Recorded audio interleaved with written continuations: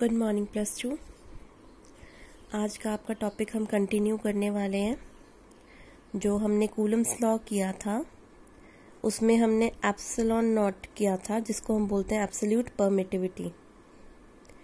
अब ये जो परमिटिविटी है, जैसे मैंने बताया था कि ये क्या है, अलाउ करती है, परमिट करती है।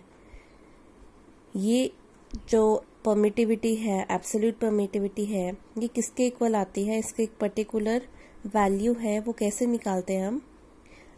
अब साइलेंट नॉट किसके इक्वल है, 1/4 पाई के, which is equal to 1/4 into 3.14, ये पाई की वैल्यू, इंटू के की वैल्यू जो हमने की थी 9 इंटू 10⁻⁹।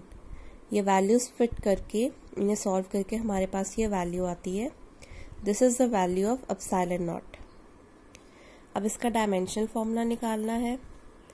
कूलम्स लॉ की स्टेटमेंट ली, एप्सिलॉन नॉट को रीअरेंज किया, फोर्स को नीचे ले आए। देन चार्ज का हमें पता 80 होता है, दोनों चार्जेस के लिए 80 डाला। फोर्स के लिए mLT-2 होता है, r के लिए L² हो गया।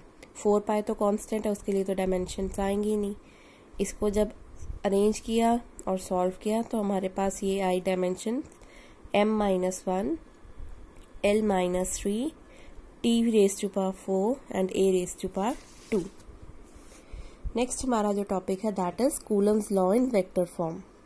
अब राजा वेक्टर फॉर्म क्या होता है, जब भी हम किसी चीज के ऊपर ये एरो डालते हैं, दिस रिप्रेजेंट्स अ वेक्टर। हमारे पास एक 3 डायमेंशनल एरिया है जहाँ पे हमने 2 चार्जेस लिए, क्योंकि कूलम्स लॉ क्या करता है, 2 चार्जेस पे ऑपरेट करता है। ये Q1 है, ये Q2 है। अब देखो Q1 जो फोर्स है, जो चार्ज है, उसके लिए डिस्टेंस क्या हुआ, पोजीशन वेक्टर R1। Q2 के लिए पोजीशन वेक्टर क्या हुआ, R2। ये जो फोर्स है चार्ज की, हमेशा ऑपोजिट डायरेक्शन में लगती है। ऑपोजिट डायरेक्शन का मतलब, अगर चार्ज हमारा इस डायरेक्शन में मूव कर रहा है तो फोर्स हमेशा उस डायरेक्शन में लगेगी। इस हिसाब से हम पोजीशन वेक्टर्स को भी डिफाइन कर देते हैं और इनके कॉरेस्पॉन्डिंग फोर्सेस को भी डिफाइन कर देते हैं।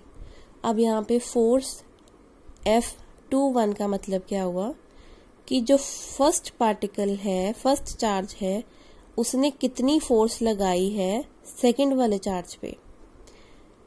1 वाले ने कितनी फोर्स लगाई सेकंड वाले पे, बाय दिस, ऑन दिस। इस हिसाब से हमें ये टर्म्स को याद रखना है। अब यहाँ पे ए बी कितना है, R12, AB मतलब position vector of second with respect to 1, पीछे से शुरू करना है हमेशा।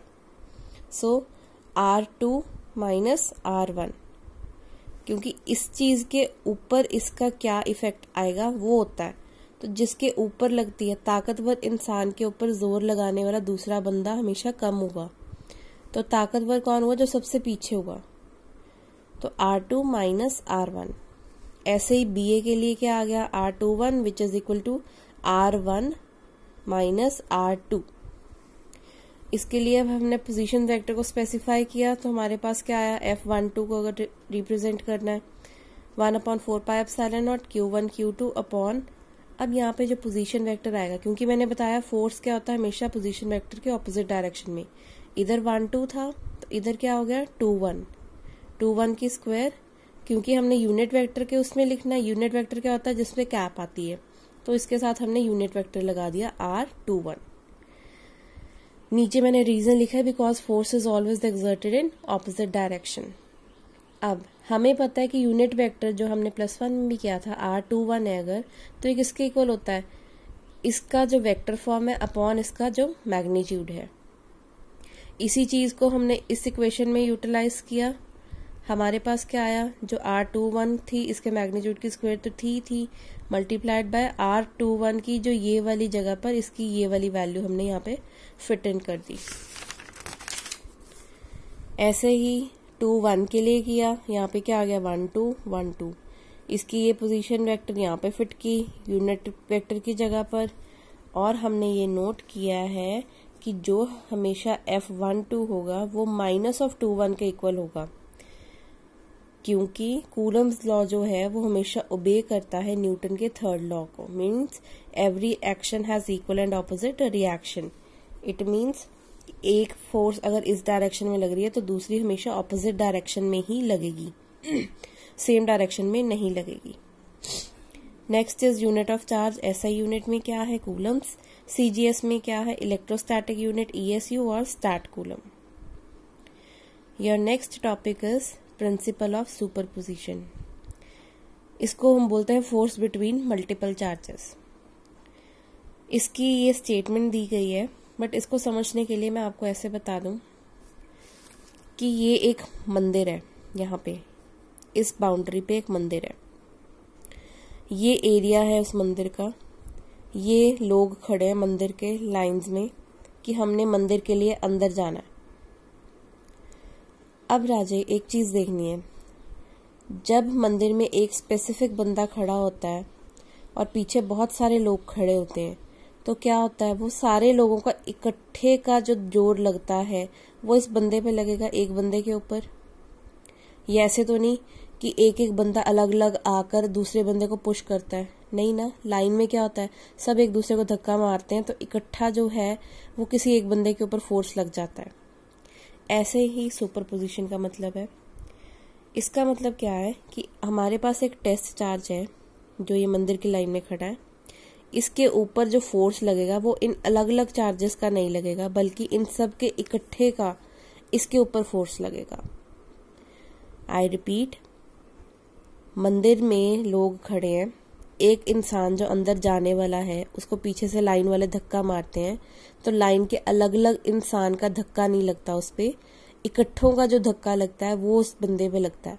इसी तरह से टेस्ट चार्ज पर भी जो फोर्स लगती है वो इन सब चार्जेस के सम टोटल की वजह से लगती है। अब स्टेटमेंट पढ़ते हैं। According to this principle, force on any charge due to number of another charges at rest is the vector sum of all the forces। ये सारी फोर्सेस का वेक्टर सम है ऑन दैट चार्ज, ये जो charge है Q not test charge, due to other charges taken one at a time. The force due to individual charges are unaffected due to the presence of other charges. Force of individual charge are unaffected, इनका अलग अलग का कोई फर्क नहीं है, due to presence of other charges.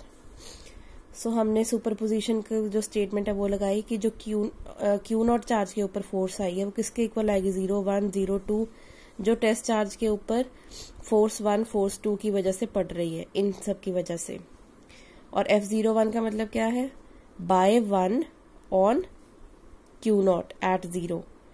ठीक है, तो हमने कूलम्स लॉ लगाया, ये हमारे पास अगर 0, 1 था, यहाँ पे क्या आया 1, 0, यूनिट वेक्टर के फॉर्म में था। ऐसे ही 0, 2 के लिए लिया हमने कूलम्स लॉ की स्टेटमेंट। देन हमने कॉमन टर्म को बाहर निकाल लिया, plus so on up to n तक ले गए। क्यू नॉट भी कॉमन था, इसको भी बाहर निकाल लिया। समेशन के फॉर्म में जब इसको हमने लिखा, इसको क्यू आई ले लिया, Q1, Q2, Q3 जो रह गया अंदर, upon are I not cube. क्योंकि क्यूब कैसे आया, जब हम ये दो चीजों को फिट इन करते हैं यहाँ पे जैसे हमने किया था, तो ये भी R12 है और वो भी R12 है, तो ये क्या हो गया 2 + 1 3। इसी तरह से यहाँ पे भी क्या आ गया, क्यूब। अब वेक्टर फॉर्म में लिखना था, वेक्टर फॉर्म की रिप्रेजेंटेशन क्या है, जब हम r की पोजीशंस को वेक्टर की रिप्रेजेंटेशन में लिख देते हैं, प्लस नीचे मैग्नीट्यूड के फॉर्म में लिख देते हैं, और फोर्स एक वेक्टर क्वांटिटी है, इसके ऊपर ये वेक्टर लगाना बहुत जरूरी है। Last we have coulomb's law की फीचर्स। एक तो इसकी जो रेंजिंग है वो तो एटॉमिक डायमेंशन से मैक्रोस्कोपिक डिस्टेंस तक अवेलेबल है। जो एटॉमिक डायमेंशन है वो 10⁻⁻10 मीटर से स्टार्ट होती है। फर्स्ट फीचर ये है इसकी रेंजिंग के बारे में। सेकंड फीचर है कि ये जो है Newton's law of gravitation force के साथ जो है वो रिप्रेजेंट करता है। जैसे ग्रेविटेशनल फोर्स का क्या फॉर्मूला होता है, Gm1m2/r², और इसका क्या होता है Kq1Q2/r²। तो ये ऑलमोस्ट सिमिलर है, तो ये एक दूसरे को कॉरेस्पॉन्ड करते हैं। थर्ड फीचर इज कि ये जो इलेक्ट्रोस्टैटिक फोर्स है बहुत ज़्यादा स्ट्रांग होती है देन ग्रेविटेशनल फोर्स। अब एक न्यूमेरिकल है, how is force between two charges affected when each charge is doubled and distance between them is also doubled. Suppose मेरे पास एक चार्ज है और एक ये चार्ज है, मैंने क्या किया, दोनों चार्जेस को डबल कर दिया, ये मेरे पास 2 का मैग्नीट्यूड आ गया, इसके लिए भी मेरे पास 2 का मैग्नीट्यूड आ गया, रेडियस भी डबल कर दिया, ये भी मेरे पास 2 की स्क्वायर आ गई। जब मैंने कैंसिल आउट किया तो F किसके इक्वल आया, 1 के। इट मीन्स फोर्स को कोई फर्क नहीं पड़ा, फोर्स सेम रही, चाहे हमने चार्ज को डबल भी कर दिया, क्यों उसके साथ रेडियस भी हमने डबल किया, इसलिए फोर्स पे कोई असर नहीं पड़ा। अगर रेडियस हमारे पास 1 टाइम होता, चार्जेस डबल हो जाते, तो फोर्स डिफरेंशिएट कर जाता, बट यहाँ पे हमने दोनों को डबल कर दिया है, इसलिए कटिंग के बाद यहाँ पे कोई भी फर्क नहीं पड़ा।